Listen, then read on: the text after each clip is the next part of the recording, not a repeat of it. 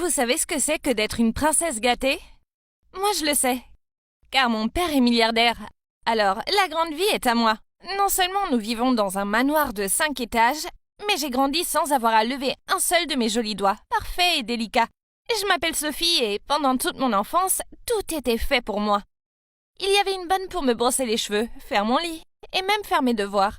Je n'avais même pas besoin de fouiller dans ma garde-robe pour trouver une tenue quotidienne, car j'avais mon propre styliste personnel pour cela. Et alors, je suis gâtée. Mais je ne peux rien au fait que je suis si parfaite. Je suis bien trop belle pour rester coincée dans une salle de classe étouffante à étudier. Alors que je pourrais faire la fête ou côtoyer les stars dans des cocktails de luxe. Mais un matin, après une soirée particulièrement délirante, je suis arrivée à la maison avec un visage maquillé et une seule chaussure. Papa a froncé les sourcils et m'a dit « Sophia, tu ne peux pas continuer comme ça. Tu vas aller à l'université. Tu commences la semaine prochaine. » Mais papa, j'ai pas besoin d'aller à l'université. Aller à l'école, c'est nul. Et on a assez d'argent pour plusieurs générations. On n'a qu'à voyager et s'amuser. Mais papa insistait sur le fait que je pouvais pas dormir toute la journée et faire la fête toute la nuit. Oh, j'ai donc décidé de me spécialiser dans la décoration d'intérieur pour l'instant. Certains cours étaient bien. Je veux dire, j'aimais bien les jolis tissus, mais je voyais pas l'intérêt d'être là. Donc, après un mois, j'ai abandonné et j'ai planifié un long voyage avec mes meilleurs amis. Mais il y avait un petit problème, car payer ce voyage coûterait beaucoup plus que ce que mon argent de poche pouvait couvrir. J'avais donc pas d'autre choix que de faire les yeux doux et de demander de l'argent à mon père. « Papa, s'il te plaît, l'université c'est pas pour moi, mais je pense vraiment que partir quelque temps m'aidera à me vider l'esprit. » Il a ricané. « J'en doute fortement, Sophia. Tu es paresseuse, égocentrique, et tu comptes entièrement sur les autres pour te soutenir. T'as 20 ans pour l'amour de Dieu, alors agis comme telle. » Je l'ai supplié en retour. « Mais papa, je veux juste m'amuser avec mes amis. » Alors trouve un travail et dépense ton propre argent dans ce que tu veux. Mais si tu continues à te comporter de la sorte, n'espère plus recevoir d'aide de ma part. Tu as de la chance que je ne t'ai pas encore virée, Sophia, mais ça arrivera bientôt. Quoi? C'est tellement insensé. C'était mon père. C'est son devoir de me soutenir. Bon sang, est-ce qu'il ne m'aimait pas du tout? J'étais tellement en colère que j'ai crié. Et qu'un vieil homme triste et égoïste. Puis je suis sortie en claquant la porte. Je demandais à ma bonne de faire mes valises quand maman est entrée et m'a tendu une carte bancaire en disant que c'était un secret entre nous deux. Youpi! Merci maman! Maintenant que le voyage de rêve commence! Waouh! C'était vraiment le paradis pour moi, avec des cocktails dans la piscine et des journées de détente à la plage. Enfin, jusqu'à ce que mes amis disent qu'ils voulaient une journée d'exploration. Il faisait chaud et humide dehors, mais je voulais pas rester seule, alors j'ai accepté à contre-cœur de les suivre. Nous sommes retrouvés dans cette petite forêt et j'ai choisi de m'asseoir sous un parasol pendant que mes amis allaient se baigner dans la cascade voisine. Parce que je n'allais pas ruiner mes cheveux pour qui que ce soit. Je ne comprenais pas comment cela pouvait être la définition de fun de quelqu'un. J'espérais juste que mes amis allaient se dépêcher de revenir. Puis j'ai entendu des bruits de pas. Je me suis retournée en pensant que c'était les filles. Mais à la place, il y avait 2 hommes avec des cagoules. Oh non, ça ne pouvait pas être bon. Je me suis levée d'un bond et j'ai commencé à courir, mais mes sandales de marque n'étaient pas faites pour les fuites et ils m'ont vite rattrapée. J'ai crié et on m'a mis un tissu puant sur la bouche. Après ça, le monde a commencé à devenir sombre autour de moi. Quand j'ai ouvert les yeux en vacillant, c'était tellement ensoleillé. Où étaient mes lunettes de soleil? C'est alors que j'ai entendu 2 voix et je me suis rappelé avoir été kidnappée. J'ai entendu le premier homme dire « Tu as son téléphone ?» L'autre a répondu « Bien sûr, je ne veux pas contrarier le patron. » J'avais tellement peur que j'ai fait semblant d'être encore insouciante. Puis soudain, j'ai entendu le bruit du moteur qui démarrait. J'ai ouvert les yeux et j'ai vu les hommes s'éloigner. J'étais maintenant toute seule dans un champ. Quoi? Pourquoi quelqu'un voudrait-il kidnapper quelqu'un et l'abandonner au milieu de nulle part? Mes amis doivent être tellement inquiètes pour moi. Je devrais les contacter. Mais comment? Je n'avais aucune idée où j'étais. Et pas de téléphone. Ah, je devrais d'abord trouver un moyen de sortir de cet endroit désert, puis emprunter le téléphone de quelqu'un.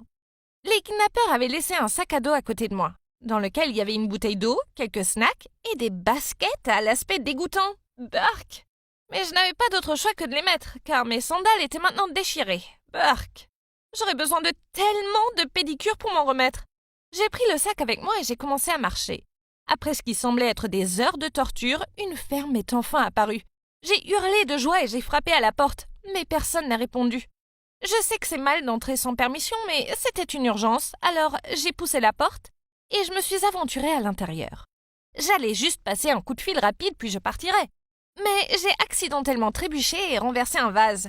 Un bruit fracassant a rompu le silence. J'ai paniqué et j'étais sur le point de m'enfuir. Mais de l'étage, un homme est descendu et a crié « Arrête, voleuse !» Avant que je puisse m'expliquer, il a attrapé ma main et m'a tiré en arrière. J'ai essayé d'expliquer que je n'étais pas une voleuse, mais il m'a jeté un regard sceptique et a dit « Dans ce cas, tu pourras partir une fois que tu auras payé mon vase. C'est un objet de collection. » Quoi? Ce truc moche? Oh! Je lui ai dit que je le ferais dès que j'aurais passé un coup de fil. Alors il m'a passé son portable d'un air sceptique. Je l'ai regardé fixement. Il s'avère que je n'ai jamais pris soin de me souvenir des numéros de mes amis.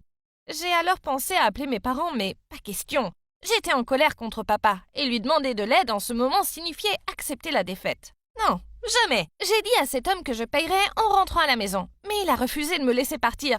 Après un moment de discussion, il m'a forcé à rester et à travailler pour lui jusqu'à ce que je paye ma dette. Il a même fait un contrat qui m'a fait signer. Quel autre choix avais-je? Ouais, j'étais complètement coincée ici. C'était le pire jour de ma vie. Il a dit qu'il s'appelait Oscar. Il m'a montré où je serais logée. Hein? Ça devait être une blague. C'était une grange, au sens propre du terme. Il y avait un lit qui avait l'air inconfortable et je pouvais entendre les chevaux hennir dans la grange d'à côté. Se moquait-il de moi? J'étais assise là, désespérée, que mon estomac s'est mis à gargouiller de faim. Alors j'ai débarqué dans la cuisine et j'ai demandé à Oscar de me donner à manger. Mais il m'a juste montré des œufs près du fourneau et m'a dit de me préparer quelque chose. Ouais, bien sûr, je ferais certainement ça. Si je savais cuisiner. Oscar est resté assis en souriant pendant que je jetais l'œuf entier dans la casserole et que je passais la demi-heure suivante à essayer de comprendre comment allumer la cuisinière. À la fin, j'ai abandonné et je suis retournée dans ma soi-disant chambre avec un estomac vide. Si vous pensez que c'était déjà terrible, eh bien, les choses ont rapidement empiré. À 5 heures du matin, un coq bruyant m'a réveillée et c'est alors que ma journée désastreuse a commencé à la ferme. J'ai fait tomber le sac de graines sur le sol et je les ai reçus dans les cheveux. Alors les poules m'ont pourchassé autour de l'enclos pour les atteindre. J'ai glissé dans la porcherie. Bark!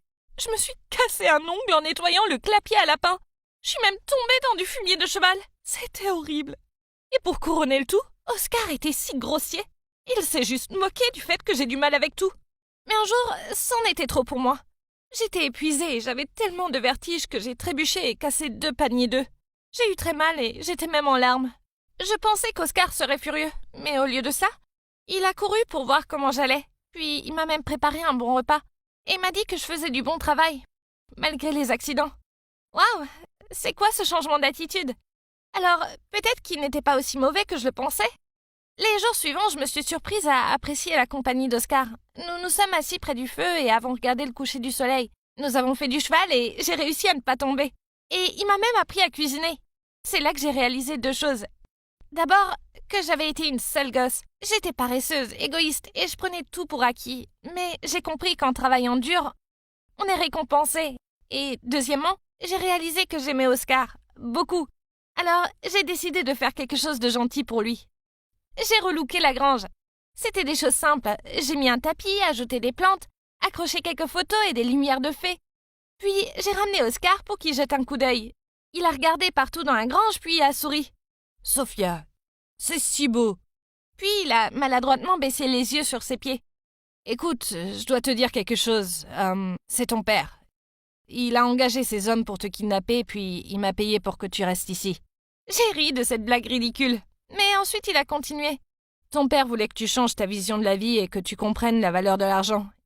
Il n'a que ton intérêt à cœur. » Attends, tout cela n'était-il qu'un coup monté? Les yeux pleins de larmes, j'ai regardé Oscar droit dans les yeux et j'ai dit « J'allais te dire que j'ai des sentiments pour toi, mais je suppose que tu ne ressens pas la même chose. Je dois y aller. S'il te plaît, dis à mon père d'envoyer quelqu'un pour venir me chercher dès que possible, à moins qu'il veuille que je fasse tout le chemin du retour à pied, sans téléphone ni argent. » Puis je me suis précipitée hors de là. Il m'appelait encore, mais je l'ignorais. J'étais tellement en colère et bouleversée. J'ai continué à marcher jusqu'à ce qu'une voiture s'arrête à côté de moi. C'était le chauffeur de notre famille. Il m'a ramenée chez moi. Puis je me suis enfermée dans ma chambre en refusant de sortir.